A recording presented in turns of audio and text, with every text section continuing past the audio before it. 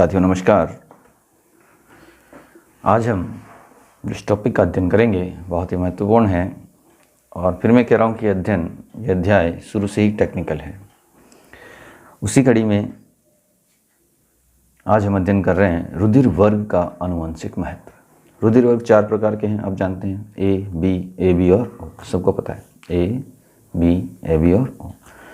अब इनका निर्धारण किस तरह से होता है, खास बात यह है जो हम इस अध्याय में, इस टॉपिक में समझेंगे।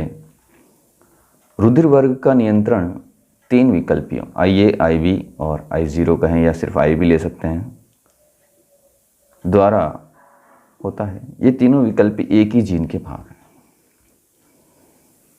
और ये कहाँ पाए जाते हैं? लाल रक्त कोशिकाओं की सतह पर पाए जाते हैं। प्रतिजन AB और AB विकल्पी IA तथा IB द्वारा इनका निर्माण किया जाता है। मनुष्यों में विकल्पी की उपस्थिति के आधार पर 6 प्रकार के जीन प्रारूप पाए गए हैं। जीन प्रारूप जिनसे निर्धारण होता है कि व्यक्ति का वर्ग समूह, रक्त समूह कौन सा होगा। तो ये 6 प्रकार आपको दिख रहे हैं। देखिए, यदि किसी व्यक्ति का रक्त वर्ग A है तो उसमें क्या संभावना हो सकती है कि दोनों जीन प्रभावी हों। आप जानते हैं युग्म में होते हैं, सामान्य व्यक्ति में तो IA दोनों जीन हैं। दूसरा स्थिति क्या है? एक अप्रभावी O वाला है जिस पर कोई एंटीजन नहीं है और एक पर A एंटीजन है। दूसरा है B वर्ग समूह की स्थिति क्या है कि दोनों पर B भी हो, जैसे पहले हम देख चुके हैं। या दूसरी स्थिति क्या है कि एक पर तो IB और दूसरा अप्रभावी है जिस पर किस प्रकार का जीन नहीं है, कोई जीन वहाँ नहीं है, तो भी रक्त समूह कौन सा होगा? B होगा। इस तरह से यहाँ स्थिति होगी तो A होगा। AB के लिए क्या शर्त देखिए आप, दोनों जीन होने चाहिए, IA और IB, यानी एक ही स्थिति है इसके लिए, दोनों जीन विकल्प यहाँ पे उपस्थित हैं। O की क्या स्थिति है कि दोनों जीन अनुपस्थित हैं, दोनों प्रभावी जीन अनुपस्थित हैं, दोनों कोई एंटीजन यहाँ पर नहीं है। तो ये हमें समझना है। इसका उपयोग कैसे होता है वो आप समझें ध्यान से। रक्त समूह O समयुग्मजी अप्रभावी जीन क्रिया का परिणाम है, ये आप समझ सकते हैं। इसके साथ जो भी आएगा वही व्यक्त होगा, इसके साथ जो भी आएगा वही व्यक्त होगा। दूसरा, क्योंकि इसका तो कोई मतलब है ही नहीं, ये तो जब व्यक्त होगा जब दूसरा भी ऐसा ही हो, तभी ये माता या पिता दोनों के ही यदि O हैं तो पूरी संभावना है कि बच्चे का रक्त समूह भी O ही होगा, अन्यथा ये संभावना कम हो जाती है। अब इसका उपयोग कहाँ होता है? पैतृकता संबंधी विवादों का हल।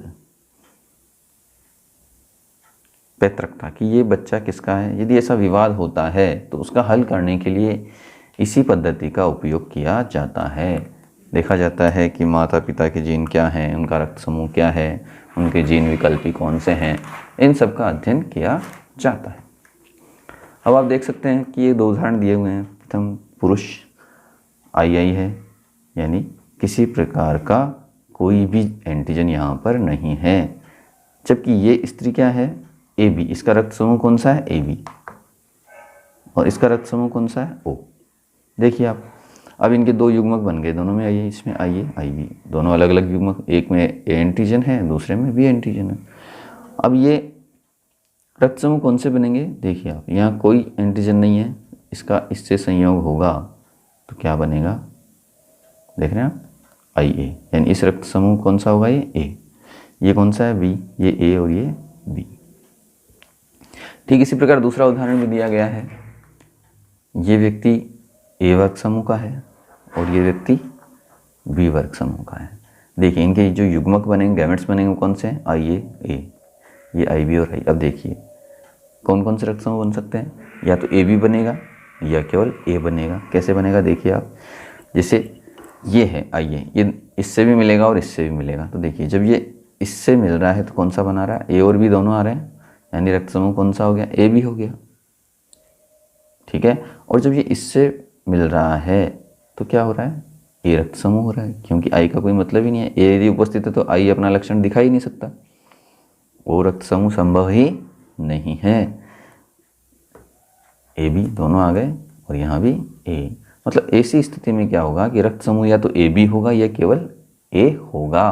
अब दूसरी स्थितियाँ भी कौन कौन सी हो सकती है? मैं आपसे फिर कह रहा हूँ कि बार बार कि A रक्त समूह देखिए यदि ऐसा हो IA और IB और I, तो क्या होगा, यहाँ पर एक तो IA बनेगा और I बनेगा, यहाँ पे क्या होगा IB बनेगा और I। अब यदि ये दोनों मिल रहे हैं तो रक्त समूह कौन सा हो जाएगा भाई, AB हो जाएगा, क्योंकि IA और IB। ठीक है, यदि ये और ये मिल गए तो क्या होगा IA और I। यदि अब इसकी बात करें ये और ये मिलेगा तो क्या होगा IB और I, और ये दोनों मिल जाएंगे तो O होगा, ये B होगा और ये A होगा और ये AB। तो ये एक ऐसी कंडीशन है जब चारों रक्त समूह उनकी संतानों में पाए जा सकते हैं। ये आप समझ लीजिए, बहुत ही इंपॉर्टेंट चीज़ है, टेक्निकल है। प्रश्न कैसे आता है कि यदि आपको माता पिता के रक्त समूह दे देंगे प्रश्न में, तो पूछा जाएगा कि बच्चों का रक्त समूह कौन कौन सा हो सकता है। तो आपको इस चीज़ को अच्छे से समझना है, बिल्कुल स्पष्ट बात है। तो अब यदि मान लीजिए किसी के II है, माता पिता ही II हैं दोनों, यानी सिर्फ O समूह है, तो क्या होगा, बिल्कुल स्पष्ट है कि संतानों का रक्त समूह O ही होगा। इसको कोई बदल ही नहीं सकता, क्योंकि एंटीजन दूसरा कहीं उपस्थित ही नहीं, ना तो माता में है ना पिता में है। तो ये समझ गया। तो आगे चलें हम इसको देखिए। तो ये तो रही बात कि रुधिर वर्ग का निर्धारण, ये प्रश्न भी आता है। अब है अंगदान और देहदान। बहुत ही पुण्य कार्य होता है और किसी के लिए जीवन प्रदाता है ये। पशु मरे मनुज के 100 काम संवारे। जानते हैं आप, पशु किसे कहा है, जानवर। यदि कोई जानवर मर जाता है तो उसकी हर चीज़ काम आ जाती है, आपने देखा होगा। उसको भी जानवर खा जाएगा, उसकी स्किन काम आ जाएगी, हड्डियां भी कहीं न कहीं काम आ ही जाती हैं, मतलब बहुत से काम आते हैं। मनुज मरे किसी के काम ना आए, लेकिन मनुष्य मरता है तो वो किसी के काम नहीं आता। आप समझ रहे हैं इस बात को। क्या करते हैं, हमारे संस्कार क्या हैं, या तो हम जला देंगे या गाड़ देंगे, दो ही काम होते हैं। अब बात है कि अंगदान क्या है। अंगदान ये है कि कोई व्यक्ति मरणासन है या मर गया है, तो कुछ कंडीशंस होती है कि उन परिस्थितियों में उसके विभिन्न अंगों का उपयोग किया जा सकता है। उसके विभिन्न अंगों का, कौन कौन से अंगों का, देखिए आप पढ़ेंगे आप समझेंगे। भारतीय अंगदान दिवस कब है, 13 अगस्त। 1 नंबर का या आधे नंबर का प्रश्न आता है अक्सर, आप इसको ध्यान से याद कर लें, रटना है ये। मान लीजिए अंगदान दिवस भारत के अनुसार कब है, भारतीय 13 अगस्त को। किस किस का दान होता है, आँखों का नेत्रदान किसका किया जाता है, कॉर्निया। जो सबसे पहला भाग है आँखों का, जो उभरा हुआ भाग होता है ना, उसे कॉर्निया कहा गया और उसी का दान होता है। कब होता है, मृत्यु के 6 से 8 घंटों के अंदर। देखिए ये भी कब होता है, एक निष्प्राण देह से करीब 50 जरूरतमंद लोगों की मदद की जा सकती है। बच्चे से 90 वर्ष तक के बुजुर्ग अंगदान कर सकते हैं।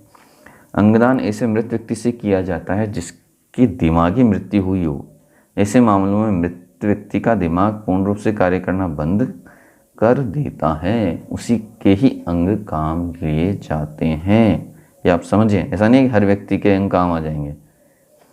अंग कौन कौन से हैं, आँख से कॉर्निया, हृदय भी स्थानांतरित किया जाता है, यकृत हैं, गुर्दे हैं। गुर्दे तो आप जानते हैं, जीवित व्यक्ति भी किसी को दे देता है। 2 गुर्दे होते हैं सामान्य स्वस्थ व्यक्ति के या सभी के, उनमें से भी संभव है कि एक गुर्दा किसी को दान दे दिया जाए तो भी बचे हुए एक गुर्दे से व्यक्ति का कार्य हो जाता है, इसलिए इसकी कोई दिक्कत नहीं है।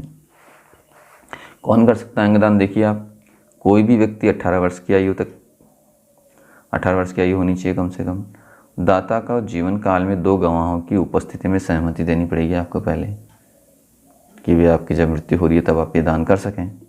18 वर्ष से कम आयु के दाता के लिए कानूनी अभिभावक की सहमति, यानी 18 वर्ष से कम उम्र के भी कोई हैं जो अंगदान करना चाहते हैं, तो उसमें अभिभावक की, अभिभावक मतलब उनके संरक्षक या माता पिता, उनकी सहमति अति आवश्यक है। तो ये हमारा अध्याय आज पूरा हो रहा है, अध्याय 4। इसके बाद हम अगला अध्याय शुरू करेंगे। तो समझिए, कोई समस्या हो तो पूछिए, कहिए। धन्यवाद।